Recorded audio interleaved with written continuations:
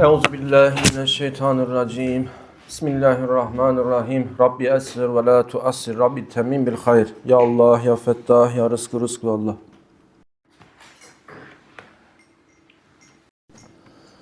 Evet, geçen hafta neyi anlattık? Göktuğ. Dilin afetlerinden ayıpların, araştırmanın fenalıklarını anlattık. Bugün de inşallah buna bağlayaraktan bunları yapanlar kim? Haset edenlerdir. Hasedi diyor kalpten atmanın çareleri de var. Biraz da onlardan bahsedelim. Haset ne demek Almanca?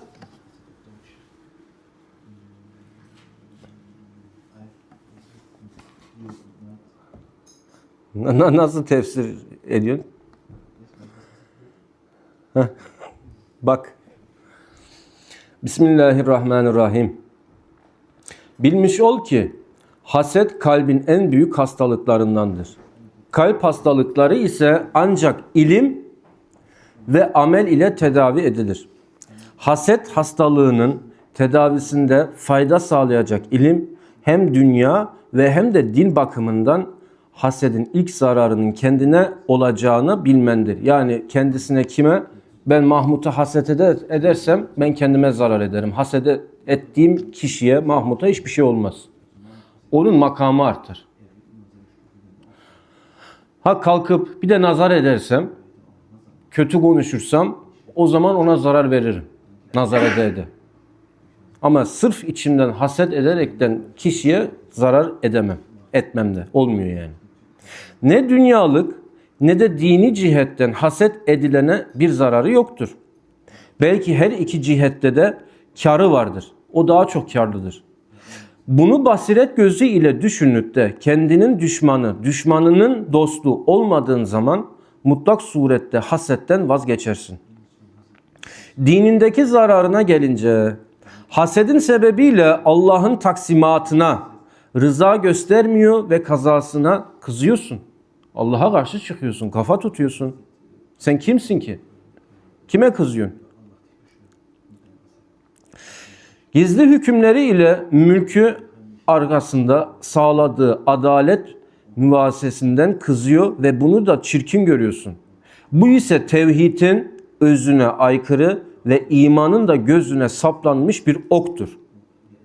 O kişinin de tevhid hiçbir zaman çıkmaz. Ne kadar sofi olursan ol, ne kadar Müslüman olursan ol, derviş ol, o haset içinde olduktan sonra sofilik, birlik, dervişlik zor çıkıyor. Çıkmaz. Sen çıkıyormuş gibi görünürsün, sana çıkıyormuş gibi söylerler, hakikatte çıkmaz. Bu hususta daha başka bir şey aramaya da lüzum yoktur. Bütün bu cinayetlerle beraber müminlerden birini aldatmış, ona nasihatı terk etmiş, Allah'ın kullarının iyiliklerini sevmek hususunda peygamber ve veliler yolundan ayrılmış, Müslümanların belaya uğramaları ve nimetlerin ellerinden alınmalarını sevmeleri hususunda şeytan ve kafirlerle birleşmiş oldun diyor. İşte bunlar kalpteki pisliktir. Ateş odunu yakıp yok ettiği gibi bu hastalıkta amelleri yok eder. Dünyadaki zararına gelince adam diyor haset ettikçe içinde bir tane ateş yanar. Onu sen anlamazsın. O yavaş yavaş yanmaya başlar. Kendi kendini kemirir. Kendi kendine içten yemeye başlar. Kemirir. Adeta rende ile rendelenirsin. Havucu rendelersin ya salata yaparsın. Turbu. Rendeleyince ne oluyor? İnce ince rendeliyorsun. Kocaman havuç veya turp ne oluyor? Ufacık oluyor. Suyu çıkıyor. Bu da ne diyor? Kemirirsin diyor. Rende ile rendelenirsin. Mahvolursun, perişan olursun. Çünkü sen haset ettikçe o kişiyi Allah onun nimetini de arttırır. Ben Mahmut'a haset ettikçe onun nimeti arttırılır ama. Allahu Teala onun makamını da yüceltir. Sabrederse ve olayın da farkındaysa geçmiş olsun. Aynı zamanda mazlum sıfatına düşer. Ah etmez belki, ben ah etmem der ama kalbi ah ederse ne yapacağız? Onun nimeti diyor arttıkça senin de diyor hastalığın artar, daha çok olur. Sıkıntı içinde kıvranırsın ve karanlıklar içinde bocalarsın, boğulur gidersin. Göğsün daralır, uykun kaçar ve bu hastalık seni ölüme kadar götürür. Zaten düşmanının istediği de bunlardır. Sen onun perişanlığını isterken kendin perişanlığa düşmüş olursun. Bununla beraber senin hasedinin onun elindeki nimete bir tesiri olmaz. Hatta diyor ahirete ve hesaba imanın olmazsa dahi seni diyor sıkıntıya düşürdüğü için hasetten vazgeçmen gerekir. Normal sıradan bir insan da olsa, gavur da olsa o da haset etse içini perişan eder, rahat etmez ki. O da vazgeçmesi lazım. Akıl ve mantık bunu gerektirir. Çünkü faydasız bir sıkıntıdır. Boş bir sıkıntı bu. Ama işte şeytan uğraşacak, nefis uğraşacak. Bunlar hep nefsin hastalıkları, zor olan hastalıklar. Üstelik sen hasedin ahiretteki cezasını da biliyorsun. Müslümanız ya, biliyoruz.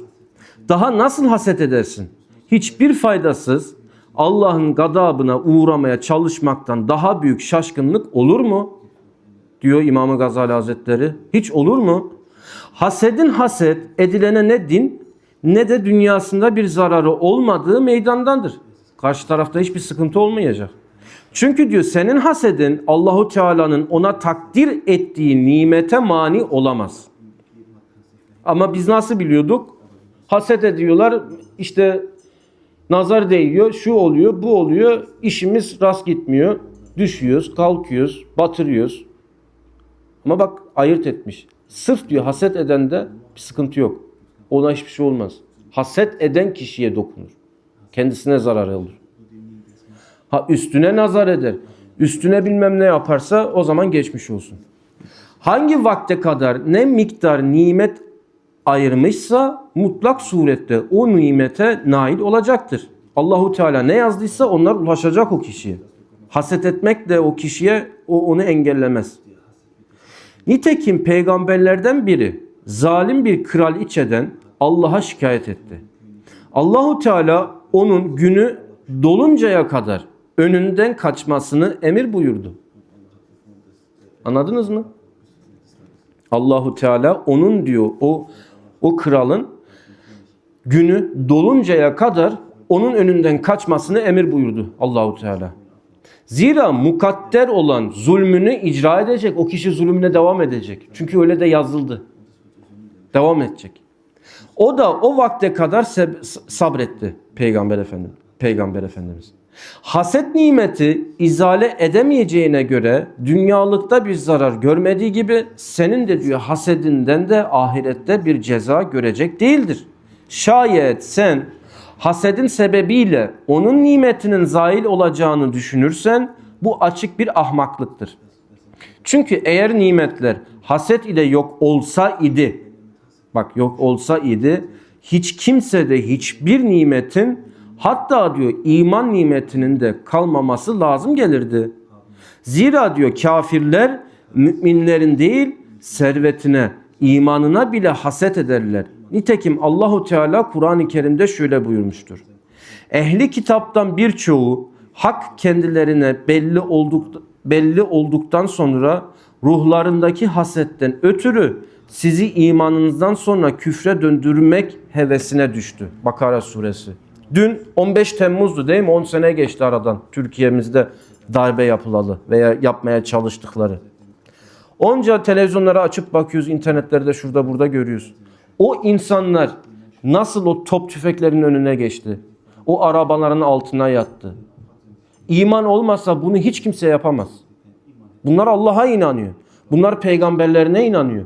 Bunlar vatanına inanıyor, milletine inanıyor, seviyor. Değil mi? Kim yapar? Bunu bugün Almanya'da olsa yapabilirler mi? Hiçbiri dışarı çıkar mı? Neden? İman olmadığından. Kafirler ne yapıyor? Bu imanı gördüler, görüyorlardı. Zaten ona şaşkın ördek gibi bakıyorlar. Bu Türkler nasıl yapıyor bunu? Neye inanıyor? Adam askere gider, adam seve seve gidiyor. Bizim buradaki Almanlar seve seve mi gidiyor? Yok. Gitmemek için 40 tane de tilki çıkarıyor. Ben Mersin'den Erzincan'a geçerken 12 saatte gidiyormuş otobüs. 13-13,5 saatte gittik. Niye? Otobüsün yarısı asker doluydu zaten. Askerleri terminallerden alırken askerler nasıl seviniyordu biliyor musun? Askere gidiyorum diye. Ama bedelli olur, ama tam olur, o fark etmiyor. Sevine sevine gidiyor. Niye? Vatana, millete bir faydam dokunsun diye. Aşk olmazsa, o muhabbet, o sevgi, o iman olmazsa yapamaz ki. Mümkün değil. Görüyoruz işte, burada da görüyoruz. Avrupa'ya bakalım. Her taraf dökülüyor. Ama bizim millet, Allah hepsinin kılıcını keskin eylesin. Hasedin istediği olmaz. Ancak diyor, yani haset edenin kişinin istediği olmaz. Ancak başkasını diyor sapıtmak istemesiyle kendisi sapar. Zira küfrü diyor irade küfrüdür. Kim hasedi sebebiyle haset edilenin nimetinin zail olmasını arzu ederse, diğer nimetlerde de olduğu gibi küffarın hasedi sebebiyle iman nimetinin zevalini isteyen gibidir. Şayet senin başkalarına haset etmenle başkalarının nimetlerinin yok olmasını ve fakat diyor başkalarının da sana haset etmesiyle senin elindeki nimetin yok olmamasını istersen, bu da açık bir ahmaklıktır. Bak, hep bu düşünceler çoğu insanda var, bizlerde var. Demek ki ahmaklıkmış bak. Orada gol yemişiz hep. Çünkü bütün ahmak hasutlar bunu böyle ister. Senin diğerlerine karşı bir üstünlüğün de yoktur. Haset ile nimetin yok olmaması Allahu Teala'nın sana bir lütfu ve nimetidir. Senin buna şükretmen gerekirken ahmaklığın sebebiyle bundan hoşlanmıyorsun. Haset edilenin hasedin karşılığı olarak dünya ve ahirette faydalandığı hususuna gelince, bu da açık ve meydandadır. Dindeki faydası senin zulmüne uğramasındandır. Bu adam sana karşı mazlumdur. Hele hasedin taşar da bütün diline dolar, adamın aleyhinde konuşmaya başlar, çekiştirir, kötülükler sayar, dökersen, işte bunlar senin ona ayırdığın hediyelerdir. Yani bu gibi sözlerle amelleri ona vermiş olursun ve kıyamet gününde onun karşısında mahrum ve müflis olarak kalacaksın. Aynen dünyada nimetten mahrum olduğun gibidir. Sen onun nimetinin yok olmasını istediğin ve istediğin olmadı. Üstelik diyor senin de hasenatın ona devredildi. Onun ekmeğine de yağ sürdün. Kendi kendine diyor zarar üstüne zarar verdin. Dünyadaki menfaatine gelince, insanların en mühim arzuları düşmanlarının beladan belaya uğramalarıdır. Senin diyor haset hastalığı ile yüklendiğin bela bütün felaketlerden de büyüktür. Düşmanlarının en üstün arzuları kendilerinin refahta, hasımlarının da sıkıntı ve ızdırapta olmalarıdır. Sen diyor kendi kendine onların arzularına uymuş oldun. Bunun için düşmanın senin ölmeni değil de, bak ölmeni değil de, böylece de sürünmeni diyor, onun elindeki nimetlere diyor bakarak haset ateşi içinde kıvranmanı ister. Bunun için şair şöyle buyurmuş: düşmanların ölmesin, yaşasın da sendeki nimetleri görerek kıvransınlar. Onlar diyor durmadan sana haset etsinler ki haset edilenler kemaldedir. Sana haset ediliyorsa sen kemaldesin. Hiç korkma. Allah katında daha yükseksin. Sabredersen. Ona da sabretmek çok kolay bir şey değil. Senin haset hastalığı ile kıvranmandan düşmanının duyduğu huzur, elindeki varlığın kendisine sağladığı huzurdan daha büyüktür. Hatta senin kendisine haset etmekten vazgeçtiğini bilmesi, onun en büyük üzüntüsünü teşkil eder. Senin çekememezliğe devam etmen, düşmanının tamamen arzularına muvafık düşen bir harekettir. Bütün bunları düşünebildiğin takdirde kendi kendinin düşmanı ve düşmanının da dostu olduğunu kolaylıkla anlamış olursun. Geçen hafta anlattım mı ben o kıssayı bilmiyorum. Hatırlamıyorum şimdi. Bir daha da anlatayım ama. Zararı yok. Ama anlattım herhalde. Ama bir daha da anlatayım. Demek ki gerekiyormuş ki anlatacağım. Vaktin birinde bir tane mürşidi kamil, Allah dostu, Evliyaullah'tan bir zat varmış. Mübareğin yanında bir dervişi varmış. Derviş çok ileriymiş. Çok ileri gitmiş. Neyde ileri gitmiş? Amelde. Teslimiyetinde bayağı bir ileri gitmiş. Yol almış, yol kat etmiş. Mübarek derviş gelmiş şeyhin yanına, sultanım demiş. Ben diyor filan sofilerinden bir türlü dergahta anlaşamıyorum. Evet oğlum demiş. Bana diyor bir vazife verin de hizmet verin de ben dışarıya çıkayım. Dergahtan dışarı. O zamanki dergahlar da bizim dergah kadar. Fazla büyük dergahlar değildi ki. Oğlum demiş, tutmuş elini, dergaha gelmişler. Dergahın bahçesine dışarı. Oturmuş, sofileri de toplamış mübarek. Günlerden de kış, hava soğuk. Tam orada da kirpi, eagle, 2 tane duruyor. Hava soğuk ya. Sultan demiş ki, sofilerim demiş, şu kirpilere bir bakın demiş. Bakıyorlar. Hava soğuk diye 2 tane hayvan birbirine değip yani yapışıp ısınmaya çalışıyorlar. Ama dikenleri var olduğu için birbirine batıyor. Battıkça da ayrılıyorlar. Sarılıyorlar, batıyor, ayrılıyorlar. Sarılıyor, batıyor, ayrılıyor. Tabi sofiler bakıyor şimdi hikmet çıkaracaklar, anlamadılar olayı. Mübarek demiş ki iyice bakın. Aradan bir 10-15-20 dakika geçmiş demek ki. Vakit geçmiş, zaman geçmiş. Yavaş yavaş sokulmuş ikisi. Bata bata, kanata kanata en sonunda sarılmışlar birbirine. Ondan sonra o Sofi, ileri gelen Sofi, ileride halife olacak kişi yani. Demiş ki oğlum görüyor musun bak sizler de böylesiniz. Eğer siz de dergahta Sofiler birbirini yiyecek, birbirini bitirecek veya birbirine dalaşacak, sevecek, koklaşacak, sarılacak. Bunlar normal. Eğer bu dergahlarda olmazsa o zaman diyor sizi nasıl terbiye edeceğiz? Veya nasıl terbiye olacaksınız? Şeyh Nazım Hazretleri ne derdi? Bir şeyh sofisini diyor günde 3 defa imtihan eder en azından. Nerede olursa olsun. Şeyh burada otursun. Dünyanın her tarafındaki sofilerine söylüyor bunu. En zoru da öfkeyle terbiye eder. Seni bir sinir ederler. Çık işin içine. Sanki dergahtan çıkınca, dergahtan ayrılınca imtihan olmayacak mı? Yani tarikat ve tasavvuf sadece dergahın içerisinde mi? Hayır. Asıl tarikat ve tasavvuf bu kapıdan dışarı çıktıktan sonra başlar. Eve gittiğim zaman başlar. Dışarı çıktığım zaman başlar. Ticaretime, işime, gücüme baktığım zaman başlar. Bu istersen dışarıdaki gavur olsun. Sen nasıl ki Sofi kardeşine davranıyorsun, hadi o gavura da öyle davran. O da ümmeti Muhammed şu an. Ama inanmayanlardan.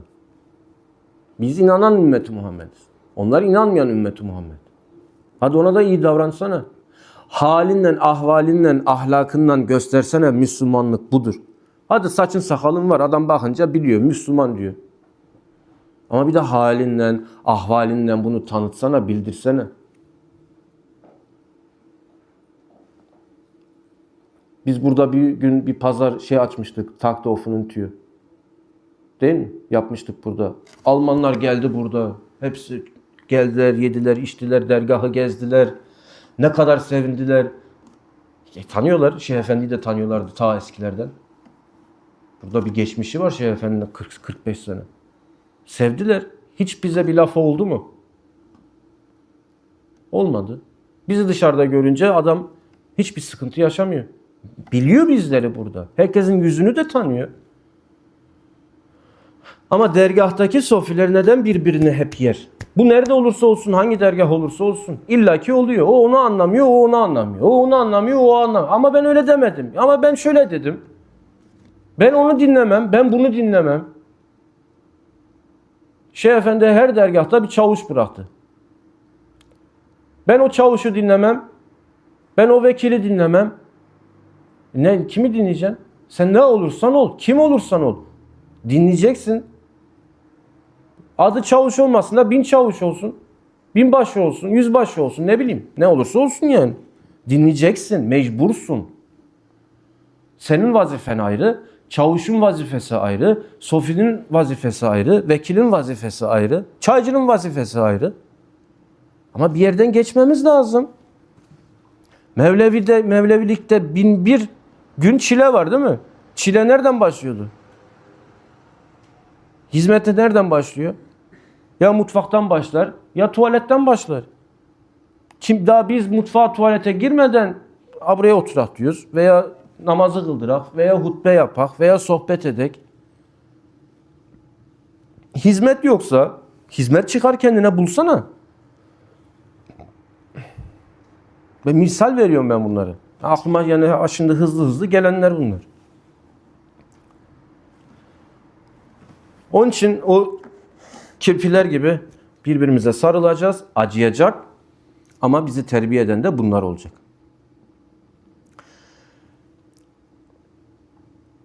On dördüncü beyan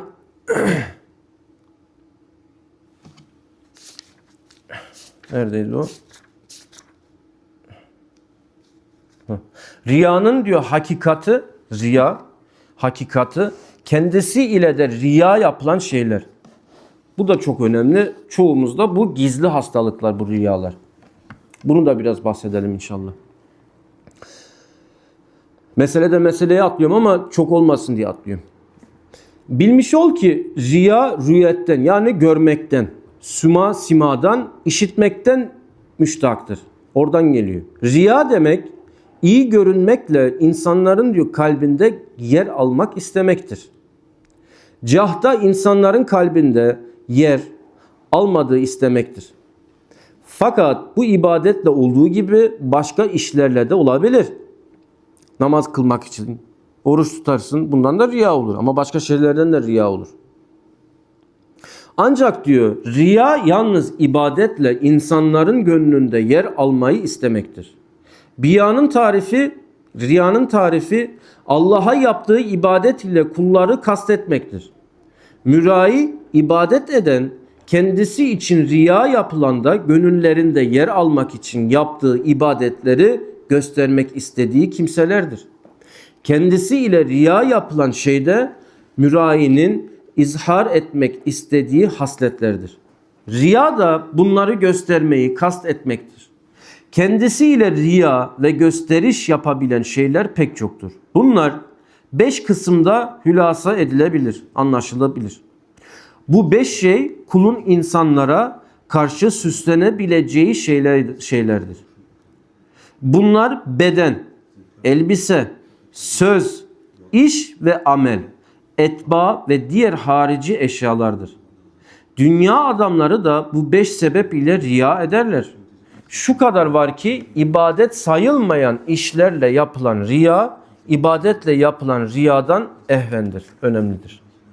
Birinci kısım, dinde beden ile riyadır. Bu da yüzünde yorgunluk, bitkinlik ve sararıp solma gibi halleri göstermekte. Fazla mücahede ettiğini, dini hususta son derece telaşlı, ahiret hususunda fazla korkulu olduğunun, az yiyip az uyuduğunu, bütün bu sebeplerle benzinin yani 100 TL'nin benzinin sararıp da diyor solduğunu göstermek ister. Bu çok büyük bir şey. Çok büyük bir hastalık. Dergahtayız, hizmet ediyoruz, çalışıyoruz. İşte 15-20 saat çalıştık, biz hizmet ettik, yorulduk. Üstümüz başımız ıslandı. Terledik, su içerisindeyiz, üstümüz başımız yırtıldı. Bunu gösterip akşam olunca da sofileren şöyle çay içerken yaptığım hizmeti göstermek. Ben Balkanlara gittim, hizmet ettim, bunu göstermek. Ben dergah yaptım, her dergahın inşaatında ben vardım. Bunu göstermek, istemek yani. Bunu göstermek istemek. Ha diyeceksin ki o Sofi diyecek ki ben bunu göstermek için yapmadım. Yani riya yapmadım. Ne yaptın? Sofi kardeşlerimi gayrete getirdin. Kimi gayrete getirdin? Sofileri mi, nefsini mi? Eğer hakikaten Allah için sofileri gayrete getirmek için yapsaydın o tutardı. Ama nefsini hep şişirdin. Güya diyor ahiret işleriyle o kadar diyor meşguldür ki, güya bak diyor. O kadar meşgul ki bir de gece gidiyorum zikrimi çekiyorum da, rabıtamı yapıyorum, murakebemi yapıyorum, Kur'an-ı Kerim okuyorum, Delal Hayrat okuyorum. Yani 1-2 saat uyuyorum. Bunlar hep dile getirir. Getirme dile. Kimse bilmesin, Allah biliyor yeter. Getirme. Saç ve sakalının karşılıklığı ile de riyakarlık yapar. Güya diyor ahiret işleri ile o kadar meşguldür ki bu meşgalden diyor fırsat bulup da saçını ve sakalını dahi düzeltemiyor. Görülen bu sebeplerden insanlar diyor bunları anlar. Bunun için o da kendisini böyle göstermek ister ki insanlar arasında böyle bilinsin. Bak bunların hepsini yaşadık. Hepiniz biliyorsunuz bunları. Sesini alçaltmak, gözünü yummak, dudaklarını soldurmak bunlarla yakındır. Zira bununla devamlı oruç tuttuğunu göstermek de ister. Dudaklarının kuruması orucun nişanı, sesini alçaltması dini bir vakar veya açlık sebebiyle kuvvetten düşmenin alameti olur. Bunun için İsa Aleyhisselam şöyle buyurdu. Oruçlu olduğunuz zaman saç ve sakalınızı yağlayın. Dudaklarınızı da silin, belli etmeyin diyor. Oruçlu olduğunuzu belli etmeyin demiştir. Ebu Hureyre radıyallahu anh'dan da aynı şey rivayet edilmiştir. Bütün bu tedbirler şeytanın riya karıştırmakla ameli ifsad etme korkusundandır. Ha bu oruçtan misali veriyor, Ramazan orucu değil. Ramazan'da herkes oruç tutuyor. Herkesin işi bitmiş, pili bitmiş. Bu nafile oruç tutuyorsak. Ha tutmuyorsak yine sıkıntı yok. Bunun için İbn Mesud radıyallahu anh da şöyle buyurdu. Oruçlu olduğunuz zaman sabahleyin saç ve sakalınızı yağlayın, tarayın, güzel olun demiştir. Bu anlattıklarımız dindarların beden ile yaptıkları riyadır. Dünya ehli ise semizlik, parlak renk, endam, güzelliği güzel yüz, temiz beden, sağlam ağza ve tenasubi beden ile riya ve gösteriş ederler. İkinci kısım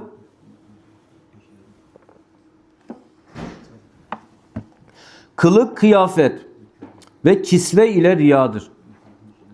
Heyetteki riya saçını kirli tutmak, bıyıklarını diyor tıraş etmek, yürürken de diyor boynunu bükmek, ağır ağır yürümek, secde tozlarını diyor alnında bırakmak, kayış ve yün elbise giymek, parçalarını kısaltmak, kollarını kısaltmak, temizliğe dikkat etmemek, söküklere aldırış etmemek gibi hallerdir. Sünnete uyduğunu ve salihlerden olduğunu göstermeye çalışmaktır. Yamalı elbise giymek, namaz için seccade taşımak, yeşil elbise giymek de bunlardandır. Kendisi hakiki sofilikten uzak olduğu halde bütün bu tavır, giyim ve davranışları ile kendini sofilerden göstermeye çalışmaktır. Üçüncü kısım söz ile riyadır. Din erbabının riyası selef-i salihinin hallerine ehemmiyet verdiklerini ve bu malumat sahibi olduklarını göstermek için hikmetli sözler söyler. Nutuklar çeker, vaazlar verirler, zikre diyor devam ettiğini göstermek için halk huzurunda dil ve dudaklarını oynatır. Bu da bir yani acayip bir şey. Dururlar diyor. Böyle milletin içinde dilini, damağını oynatırmış. Ben zikir çekiyorum, Kur'an okuyorum diye. Emri maruf ve nehy-i münker ederler. Kötülüklü anlatır. Kötülükten sakındırır. İyilik anlatır. Kötülüklere kızar. İsyana tesevvüflerini gösterirler. Seslerine ahenk verirler. Korku ve üzüntüye delalet etsin diye. Kur'an'ın bunlarla alakalı ayetlerini okurken de seslerini diyor alçatırlar. Büyük hadis alimi olduklarını, büyük kimselerle buluştuklarını iddia ederler. Birbirlerini tenkit eder dururlar. Faziletlerini göstermek için hadisin sahih ve gayri sahih üzerinde dururlar. Hasmı ilzam için dini mübahaselere girerler. Maksatları diyor kendilerini etrafa alim göstermektir. Dördüncüsü de diyor amel ile riyadır. Mesela namazın rükünlerini uzatmak. Uzatabildiğin kadar. Rükuda, secdede, kıyamda uzat. Halbuki aleyhissalatü vesselam ne buyurdu? Fazla uzatmayın. Arkada çoluk var, çocuk var, ihtiyarı var, yaşlısı var. Her şeyi ölçüsüyle yapın. Boynunu bükmek, sağa sola bakmamak, huşu içinde bütün azalarını her rükuda yerli yerinde bulundurmak gibi oruç, cihat, hac, sadaka, yemek yedirme, yürümek ve vakar ile konuşmakta da hüküm böyledir. Hatta riyakar insan bir iş için yolda süratle giderken din adamlarından birini gördüğü zaman kendisini tenkit etmesin diye hemen diyor başını eğer ağır ağır yürümeye başlar. Adamı savuşturunca hemen eski haline döner. Tekrar karşılaşırsa tekrar kendisine çeki düzen verir. Bütün bunları yaparken Allah'ı hatırlayıp da Allah için huşu etmez de, gösteriş için huşu eder de, hatta bazıları bunun bildikleri için daima vakar içinde yürür. Bu surette diyor riyadan kurtulduklarını da sanırlar. Halbuki bu adam bu hareketini Allah için değil de insanlar için yaptığından dolayı yine riyakardır. Çünkü bu riya ve gösteriş içinde mevcuttur. Dünyacılar ise sallana sallana ve diyor ellerini sallaya sallaya kısa adımlarla sağa sola yalpa vurarak yürürler ki maksatları diyor kendilerini halkın nazarında büyük göstermektir. Bunların hepsi bizde var değil mi? Hepimizde var. İlla bir ucu dokunuyor hepimize. Beşincisi de arkadaş ve ziyaretçilerin çokluğu ile riyakarlık ve gösteriş yapmaktır. Falan hoca falan ziyaret etti desinler diye alimlerin kendisinden yemnü bereket umuyorlar desinler diye abidlerin yerine dinde mevki yüksektir desinler diye hükümdarlar ve valilerin kendisini ziyaret etmelerini ister. Yok mu bugün? Bugün dergahlarda da var bu. Bugün bakanlarda da var bu. Bugün valilikte de var. Belediyelerde de var. Bu var, her yerde var. Boy boy resim çekiliyor herkes. Gösteriş için. Ama hizmet altında. Ayrıca birçok şeyhlerle, mürşitlerle buluşup görüştü desinler diye bu da var. Birçok şeyhlerden bahseder. Ben şunu gördüm, şundan görüştüm, onunla resim çekildim, onunla yemek yedim, onunla aynı sofrada oturdum. Bunu demek için. Birçok şeyhlerden bahseder. Hatta diyor başkalarına ben diyar diyar dolaştım da dünyayı şu kadar diyor zatlarla görüştüm, şu kadar zatlarla hizmet ettim, onlardan faydalandım diyerek onlara da üstünlük taslar. İşte riyakarlar bütün bunlara riya derler. Hepsi de bu riyakarlıkla insanların kalplerinde yer almak isterler. Bazıları da riyakarlıklarında herhangi bir servet peşinde olmaksızın, yalnız diyor insanların kendilerine hüsnü zan edip onların kendisini iyi tanımaları ile iktifa ederler. Nice rahipler var ki yıllarca bir manastıra kapanır kalırlar. Nice abidler var ki dağın tepesinde inzivaya çekilir, halvete geçer. Uzun müddet orada kalırlar. Bunların bu çileleri, halvetleri insanların gönüllerini kazanmak içindir. Şayet diyor onlarda halk tarafında herhangi bir kusur ile suçlandıklarını bilseler de huzurları kaçar. Biz bir şey yapmadık ki Allah bizi biliyor demekle kalmazlar. Canları sıkılır, bu suizandan kurtulmak için de çeşitli hile yollarına saparlar. Halbuki bunların insanların servetlerinde de gözleri yoktur. Çünkü bunlar insanlardan uzakta yaşamaktadırlar. Bunların sevdikleri tek şey insanların kalbinde itibar bulmak, bu suretle gönüllerde yer almak.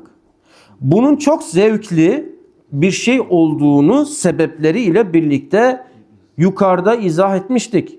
Çünkü her ne kadar da ona cahillerin yalnız aldanacağı ve çabuk geçici ise de gönüllerinde yer almak bir nevi kudret ve şu anda bir kemaldir.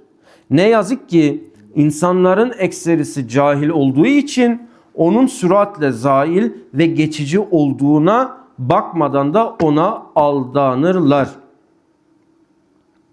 Allah için yap. Onun kalbine, bunun yüzüne girmek için mi yapacaksın? Burada istersen 100 kişi olsun, istersen 1 milyon kişi olsun, istersen 1 kişi olsun. Kimse olmasın. Onun için mi sen hocalık, şeyhlik yapıyorsun? Ölçü cemaat mi? Çokluk mu?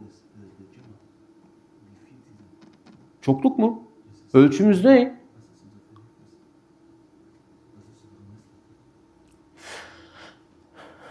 Riyakarlardan bir kısmı da yalnız insanların kalbinde mevki sahibi olmakla kalmaz. Dillerde övülmeyi de isterler. Beni güzel ansınlar diye ister. Bazıları da diyor ziyaretçileri çoğaltmak için her tarafa ün salmayı da ister. Ya hepimize geçmiş olsun. Ya ne kadar üzücü, bak okuyunca anlıyor insan değil mi? Okumayınca nasıl anlayacak? Veya zamanında okuduk da unuttuk bunları. Veya Sultan Hazretleri okudu, dinledik. Aradan seneler geçti, unuttuk gitti. Bazıları diyor ziyaretçileri çoğaltmak için, diğer bir kısmı da sözünü diyor dinletebilmek. Bak dinlesin benim sözümü diye birçok işleri kendi vasıtasıyla yaptırabilmek için. Hükümdarların gözüne girmek ister ki bu sayede diyor herkesin yanında mevki sahibi olabilsin. Sen bu şekilde Allah'ı razı etmek için uğraşsa, oho, Allahu Teala hepsini verecek zaten. Her şey açılacak önünde. Önüne halı gibi serilecek her şey. Velev ki serilmesin. Sen Allah'ı razı ediyorsun. Onun için uğraşıyorsun. Bizim derdimiz o olsun. Hep bunu diyorum. Bunlardan bazıları riyakarlıkları ile servet edinmek ister. Bu servetin vakıf, yetim malı ve diğer haram ve gayrimeşru yollardan olmasına aldırış etmezler. İşte bunlar yukarıda anlattığımız yollarla riyakarlık edenlerin en kötüleridir. İşte riyanın hakikati ne gibi şeylerle riya yapılabileceği bunlardan ibarettir. Şayet riya haram, mübah veya mekruh mudur yahut bunda bir tafsilat var mıdır, varsa nedir diye sorarsan derim ki bunun da tafsilatı vardır. Zira riya mevki arzusudur. Mevki talebi ya ibadet veya başka bir şeyle yapılır. Şayet ibadetten başka bir yoldan mal talebi için yapılıyorsa bu bakımdan insanların kalbine girmek için yaptığı riyada haram değil, fakat bunun diyor ciddi olan başka yollardan da temini mümkündür. Bunun için aldatıcı ve tehlikeli yollara başvurmaya lüzum gerek yok. Mevki arzusu ile insanların gönüllerine girmek için yapılan riyada da hüküm aynıdır. Muhtaç olduğu serveti temin için çalışmak makbul olduğu gibi kendisini tehlikelerden koruyacak şekilde mevki talebi de makbuldür. Nitekim Yusuf Aleyhisselam ben bilici ve koruyucuyum demiştir. Servetin öldürücü zehiri ve şifa verici panzehiri olduğu gibi mevkide de vaziyet aynıdır. Servetin çoğu insana azdırıp Allah'ı unutturduğu gibi üstün mevkide aynıdır. Sana bir vazife verildi. Bunun adına ne dersen de şimdi. Diyelim çay getireceksin. Değil mi? Çay getiriyorsunuz sofilere. Diyelim dergahın vazifen portakal toplamak. İşte Mersin'de portakal, limon toplanılıyor. Vazife. Şimdi askerlere vazife veriliyor. Komutanlar vazife veriyor. Adam ayırıyor mu? Asker diyor mu? Yok ben diyor tuvaleti yıkamayacağım ama öbürü şu işi yapıyor. Ben o işi yapmak istiyorum diyebiliyor mu? Belki içinden bir sürü söylüyordur. Sen çay dolduracaksın. Sen tuvaleti temizleyeceksin. Sen mutfağı temizleyeceksin. Sen de şeyhlik yapacaksın. Sana verdim halifeliği, şeyhlik yapacaksın. Misal. Veya vekil oldun. Misal veriyorum. Şimdi vazife veriyoruz ya, veriliyor ya. Verildi, veriliyor. Kıyamete kadar devam edecek. O dervişin kalbindeki ihlasın çıkması için ne olacak? Sultanım bana bir vazife vermiş. İster tuvaleti temizle demiş, temizlerim. İster şeyhlik yap demiş, halifelik vermiş. İster vekillik vermiş. Vazife aynı vazife benim için diye düşünürsen o riya çıkar zaten. Riya olmaz artık. Niye? Allah için yapıyorsun çünkü. İhlasın ortaya çıkar, o riyayı da yok eder. Ama ben şu şöyle desin, bu böyle desin, ben uçtum, ben kaçtım, ben cemaat topladım, ben güzel sohbetler yaptım diye yaparsan hepimize geçmiş olsun. Sen yol alıyormuş gibi gösterirler sana. Sen doğru yapıyormuşsun gibi gösterirler sana. Gösterirler. Ama kitaba göre geçmiş olsun. Önemli olan nedir? Vazife istemek mi, almak mı? Vazife almak, istemek değil. Verilir. Alınmaz. O zaman önemli olan ne? O verilen vazifeyi Allah için doğru yapmak. Düzgün yapmak. O adımını atmadan önce bir 10 kere düşünmek.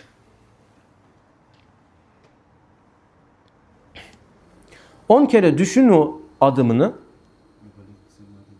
Hiçbir sıkıntı yok. Ama düşünmeden atarsan o adımını, o zaman 40 tane de hata yaparsın. Tamam, bir şey yok, bırak. Değil mi? İnşallah. Sorunuz var mı? Warum nicht?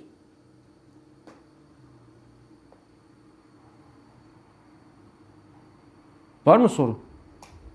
Derviş. Anlaşıldı değil mi? Ah Arif.